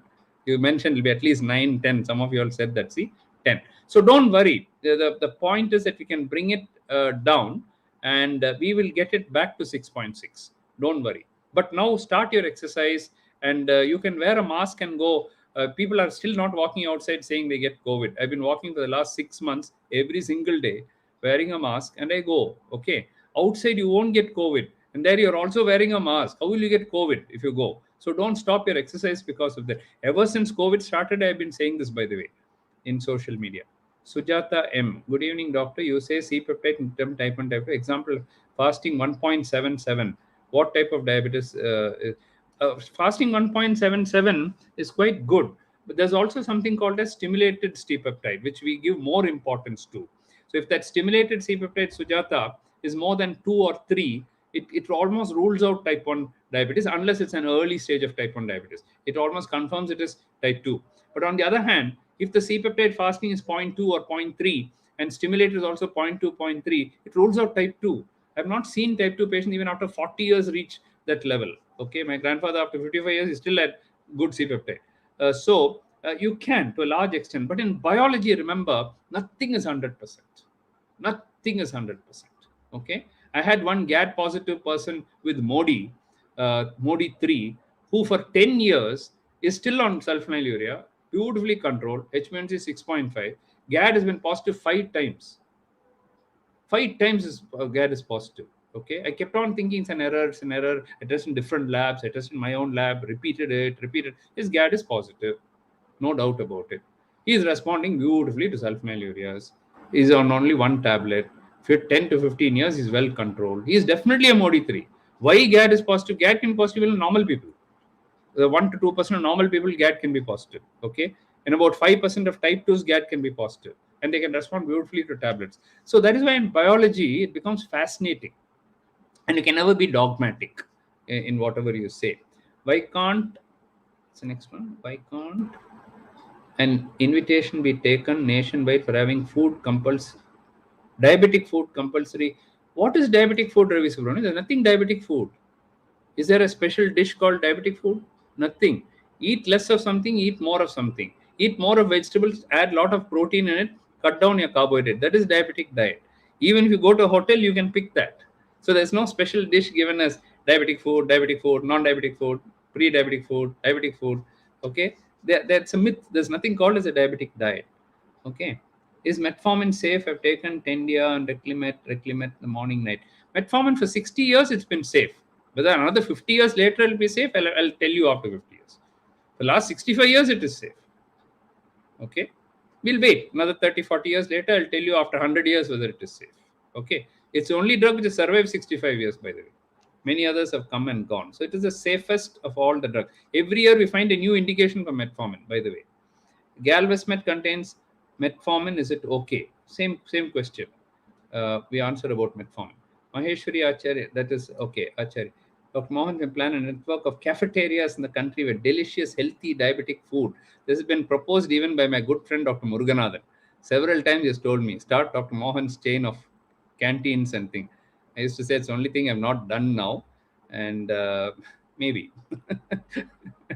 So I said there's nothing special about diabetic diet. Okay. Pradeep Rawal, 57 years, male, feels congestion, difficulty in breathing, coughing, vertigo, HbA1c, maybe prescribed blood thinner. You have to examine the patient. I can't tell you, but you should rule out heart failure. You're saying congestion, difficulty in breathing. So you'll have to rule out heart failure. Definitely don't delay. Get a full checkup done. Shekhar Ramadure, Dr. Mohan, I'm from Delhi and wish to know is there any center in Delhi. Also, wish to know I'll be coming to Chennai for 2 days, 8th and 9th. I appreciate and get an appointment. Just write to me, Shekhar Ramadure. This contact at drmohans.com, CONTACT at drmohans.com. I'll fix up the appointment for you. We had a center in Delhi. Unfortunately, during the COVID, we had to close 2 or 3 centers, and that was one. We don't have immediate plans of starting in Delhi. So when you come, I'll see you. Sir, can you shed light on rebound hyperglycemia? Rebound hyperglycemia, when it goes low, it will go up again. That's called Somogyi syndrome. Whenever you have low sugar, all the counter-regulatory hormones will come out. The liver will also release glucose. It's trying to protect you. So sometimes it will go very high. If you prevent the low sugar, it will prevent the high sugar also. I'm taking Galvesmet. Doses have side effects on kidney, liver, long-term. I'm comfortable taking insulin. Please advise. If you are comfortable taking insulin, take insulin. But the drug is not, bad because you are comfortable taking insulin. Drug is safe only. But if you really want to take insulin, definitely you can have the insulin. They don't have side effects. They can continue to take it. Sri Vikvik. Dear Mohan sir, Vanakkam, C-peptide 0.35 is it type 1 or type 2? Everybody is talking only about fasting C-peptide. I want to stimulate C-peptide, but this is a bit low, by the way. So we'll have to see after stimulating C-peptide. You write to me, we'll get both and the C-peptide has to be done in a correct lab. I've seen atrocious results also coming. But this looks more like a type 1 thing, what you're saying. Rajwant Kaur, what should be done if sugar is more than 300 random? Bring it down immediately. What are you waiting for? Shekhar Ramadure, also please clarify to do CGM. I've come with empty stomach or no. CGM, you can just put it any time. You don't need to come empty stomach to put that. Okay, anytime it can be put. David Raj, I'm diabetic patient walking. I feel imbalance, unable to walk. Please check up. Could be neuropathy, could be inner ear disorder, it could be brain disorder, it could be anything. We have to find out. Most likely causes imbalance in the ear, vertigo. That can be corrected. Please have a checkup, probably with the ENT or a neuro, and then you can settle it. Pallavi Jaydev, taking tablet, how much gap to take breakfast? Normally about half an hour is good. Kamini Sharma, my husband's sugar decreases after taking a walk at night. He's taking insulin, active base lock. The dose can be reduced. Reduce the dose, put a CGM, check it, see whether it's going low, and adjust the dose. It can be done. Nirmalaya D, good evening. I'm taking glycomet, vildagliptin 500 dinner. Reading is fasting 148, PP is 118. Okay, so fasting is higher than PP. My physician changed it to glycomet GP2. I'm 57 years. Last HbA1c is 8.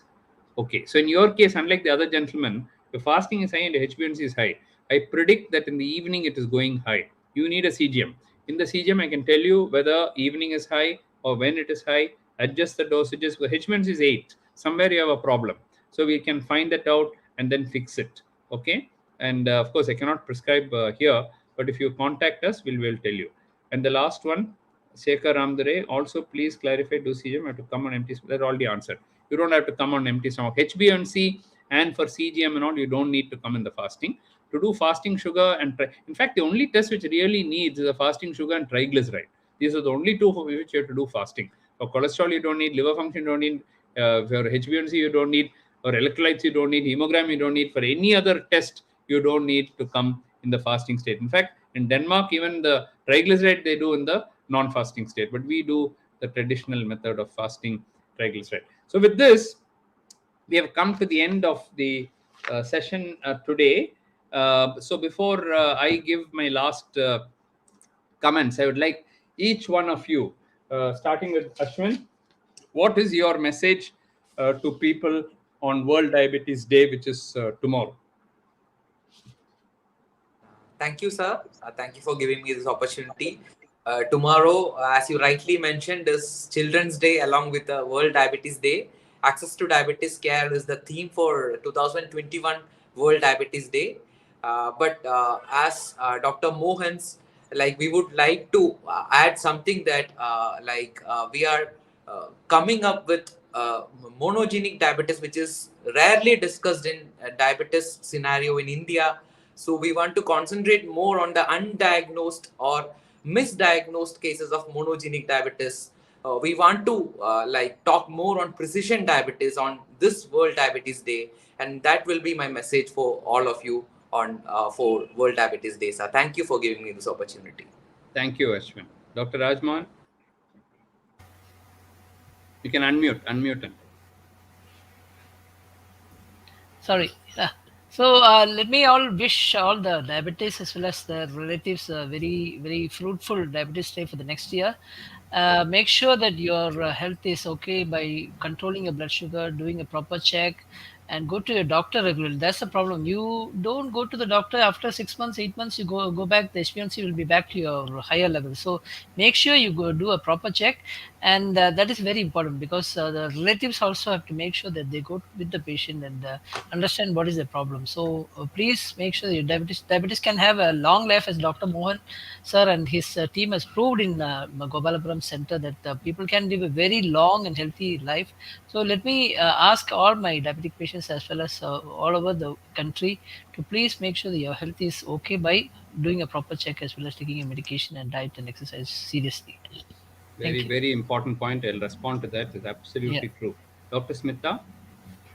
Sir, as a part of World Diabetes Day, I would suggest people to avoid as much junk food as possible because we are seeing more and more of young people having diabetes.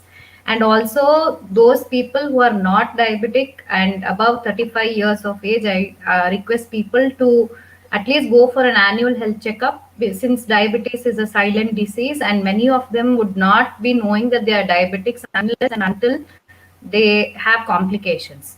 So I think this annual health checkup is really important, and also cutting down on junk food and adopting a healthy lifestyle is important. Thank you, Rokshamita. Shilpa? Yes, sir. So on this World Diabetes Day, I would like to extend a message saying that even though there is a lot of hype about reversal, I would suggest all our patients to not, blindly believe everyone. Please consult your doctor regarding whether you fall in the category of people whose diabetes can be reversed. So please, before making any decisions to cut down all the medications on your own or stopping everything and eating all the junk food, please consult with your doctor whether you fall in the category of those whose diabetes can be reversed. Yeah, so that would be my message. Absolutely spot on. Vinod Babu? Yes, sir. So everybody should know where they are with respect to the diabetic spectrum. Whether you're a non-diabetic, pre-diabetic, or diabetic, diabetic with complications, everybody has to spend time and money to identify where they are. If you are a diabetic, yes, make appropriate changes and stay fit, stay healthy, and keep screening yourself. If you are a diabetic or about to become diabetic with pre-diabetes, good old hard work and motivation along with education is the key to beat it. And don't believe in hearsay words or quick magic. Yeah. Very, very good suggestion. Dr. Vijayalakshmi? Yes, sir. I would again like to thank you for giving me this opportunity to be able to reach to people regarding creating an awareness about this disorder of diabetes rather than a disease. My take home message would be, first thing is, know what you eat and count what you eat. This is what I would like to urge to the population here. So that's very important. That's a very simple step which if you follow day to day in your life, you can reach the goals which you keep in your mind. And second thing would be, follow up, follow up, and follow up. Please do follow up to your doctors. That is the most important step you would be taking towards preventing complications. And as we all know, prevention is better than cure. So first thing is, count what you eat and know what you eat, and the second thing would be follow up, and follow up. Thank you, sir. Good, very good message. Dr. Jitendran? Yes, sir. First of all, thank you for this wonderful opportunity. My message to the people is, whether you are a diabetic or non-diabetic, be physically active and fit. If you are a non-diabetic, it can prevent you from diabetic, or it even postpone the diabetes, and even it can prevent other comorbidities. And if you are a diabetic, if you are physically fit, it will control your diabetes, and also it will make you, live a healthy and long life. And don't give excuses like it's a winter season, rainy season, or COVID.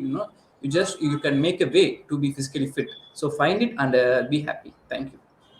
Thank you very much. So I'll now add my own thing. I think all my doctors have very beautifully said, so I don't have much to add, but except to emphasize that in the natural history of diabetes, you can be diagnosed at any stage. You could be in the normal stage. And if you're in the normal stage, but you have somebody asked, my father and mother are diabetic, and I'm now thinking, will I get diabetes? You're in the normal glucose tolerance stage, but you have a chance of progressing to pre-diabetes and diabetes. Postpone going to pre-diabetes itself and postpone going to diabetes, and if possible, prevent it completely in your lifetime. You don't get diabetes. That is total prevention of diabetes. It's possible. Okay, cure it may not have. Reversal to some extent we can, but prevention 100% has been proven by trials and trials. So that is number one. If you've got pre-diabetes, try to come back to normal. Quickly you can do it. 5 kg weight loss and you'll come back to normal. It's very easy in pre-diabetic stage. The normal stage is more difficult. It gets more and more difficult with time, and it may not be permanent also. That is where I think the difference of thing is. Everybody thinks it is so easy, and then they're tempted by saying, okay, I pay a big sum of money, I'll get into one program, and then after that I can do whatever I want. No, it's not it's not a bed of roses. Life is not a bed of roses. I hope diabetes is a magic wand you just put like that and remove everyone. We're not doing transplant for you. We're not doing something spectacular for you. So you have to continue it. Whatever you do, you have to continue to have a. I would say, even if you don't have diabetes, you should continue most of the things that people with diabetes do. Why wouldn't you go for a walk? Why wouldn't you cut down your carbohydrate? If you don't have diabetes, you may still have triglycerides, you may have cholesterol, you may have heart disease, you may have obesity, you may have so many other things, even a fatty liver, even if you don't have diabetes. So the principles that we're saying for people with diabetes applies to the whole world. There's nothing. So the thing is that people with diabetes, by doing all this, and most importantly, as was emphasized, coming for regular follow-up, they can prevent all the complications. Those who don't have diabetes don't have motivation. I'm okay. Why should I go? So they end up having problems in the future.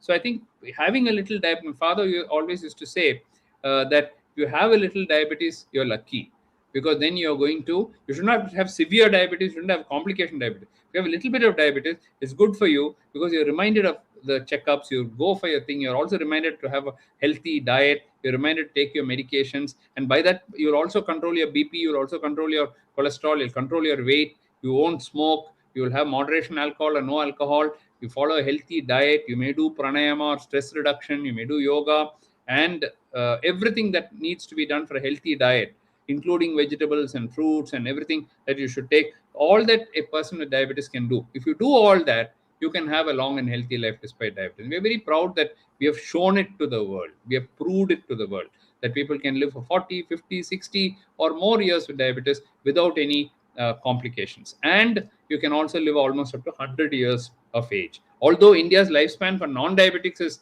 67, 69 years, we're talking about diabetic patient living up to 90, 100 years of age. It's a spectacular achievement if you think about it. All the rest of the things we're talking about, taking medicine, reversal, this, that, all that pale into insignificance when you talk about somebody who's living for 100 years. Okay, and that also shows all these people who lived up to 100 years have proven the safety of medication. Okay, everybody is will produce side effect, metformin produces, that one produces, and nothing will produce. If you follow the rules, if the doctor is treating it properly, if the doctor is following all the rules of writing the medicines properly, you can rest assured that nothing will happen. We ourselves will reduce the medicine. You don't have to ask us. We ourselves will reduce the medication and so on.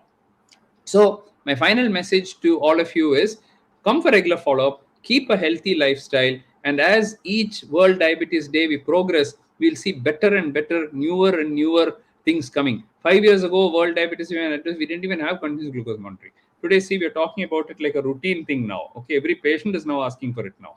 So it is, things are changing. Things are completely changing. We are soon going to get an oral tablet GLP-1, which can reduce 15 kilos, 20 kilos in weight. It's called semaglutide. We're waiting for it to come. If that comes, bariatric surgery may go away for diabetic patients. If you're going to lose 15, 20 kilos with a tablet, why would you even do bariatric surgery? So there are lots of improvements coming every year, newer and newer things we are seeing. But you have to be careful. You have to keep the science. The science also keeps changing. How much we have learned about COVID. Just you take this one disease. From when we started 1.5 years ago until now, how many things we learned about immunity, about vaccination, about this, about that, about so many things we have learned about monoclonal antibodies, and so many things we have learned. Similarly, in a disease like diabetes, so the COVID pandemic is called as the fast and furious epidemic. Okay, whereas the diabetic epidemic is called as the slow and the silent epidemic. And anything which is slow and silent is more dangerous, because like a snake, it's going to come slowly. Okay, not making a lot of noise and coming. So therefore, it is more dangerous. So while the fast and the furious may disappear, the slow and the silent may not disappear. Okay, and so we have to be very, very careful about the slow and silent epidemic, which is not going to go away in a hurry. In fact, diabetes has killed more people during COVID time than COVID itself. Much more. Much more. If you take the deaths due to heart disease, diabetes, it's much more than double of the number of people who died at the peak of COVID. But because all occurring in a short time, fast and furious, like a tsunami, everybody is worried about it. They don't realize what all is happening. More people die due to tuberculosis than due to COVID. Okay, so these are all chronic diseases which we haven't tackled at all. And after COVID goes away, the focus should be much more on these diseases. So that is my message to you on World Diabetes Day. All of you stay safe. We are all here across the country. Various branches are here to help you. And we will follow whatever are the guidelines for treatment, and we'll be able to help you. Reach out to us at any time. We are there for you throughout the day, 365 days in a year, and for any number of years to come. So don't feel, if you have a doubt, just email us. We're only an email away. Okay, don't phone us, because if somebody phones now, can I take the phone?